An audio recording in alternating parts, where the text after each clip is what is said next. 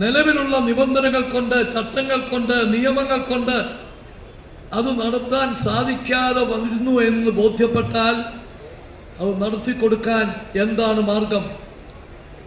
അതിന് ചട്ടങ്ങൾ, വ്യവസ്ഥകൾ, നിയമങ്ങൾ മാറ്റം വരുത്തണമെങ്കിൽ മാറ്റം വരുത്തും. മൂന്നാം ഘട്ട ജനസമ്പർക്ക പരിപാടിയുടെ ഉദ്ഘാടന വേളയിൽ മുഖ്യമന്ത്രി നടത്തിയ പ്രസ്താവനയാണിത്.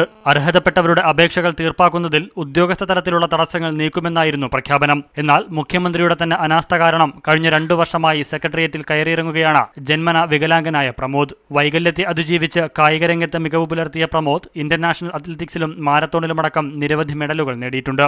വികലാംഗനായ ഇന്ത്യയിലെ ആദ്യത്തെ ഫുട്ബോൾ കോച്ച് കൂടിയാണ് ഇദ്ദേഹം. ഇടുക്കിയിലെ കഴിഞ്ഞ ജനസമ്പർക്ക വേദിയിൽ മുഖ്യമന്ത്രിയെ കണ്ട് ജോലിക്കായി അപേക്ഷ നൽകി. ജോലി നൽകുന്നതിന് ഉത്തരവിറങ്ങുകയും ചെയ്തു. എന്നാൽ വകുപ്പ് സംബന്ധിച്ചോ തസ്തിക സംബന്ധിച്ചോ ഉത്തരവിൽ പരാമർശിക്കാത്തതിനാൽ 1.5 വർഷമായിട്ടും ജോലി ലഭിച്ചിട്ടില്ല.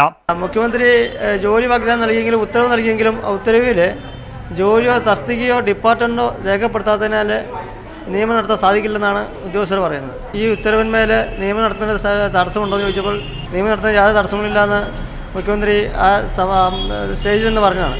ഈ സെക്രട്ടേറിയറ്റ് കയറിയിറങ്ങി എന്നെ അറിയില്ലാത്ത ഒരു ഉദ്യോഗസ്ഥനും സെക്രട്ടേറിയറ്റിലില്ല. നിരവധി തവണ മുഖ്യമന്ത്രിയെ നേരിൽ കണ്ടെങ്കിലും ഉടൻ ശരിയാക്കാമെന്ന പതിവ് പല്ലവി മാത്രമാണ് മറുപടി. തങ്ങളെപ്പോലുള്ളവർക്ക് ജോലി നൽകിയില്ലെങ്കിലും പറഞ്ഞു പറ്റിക്കരുതെന്നാണ് പ്രമോദിന് പറയാനുള്ളത്. മീഡിയ 1 തിരുവനന്തപുരം.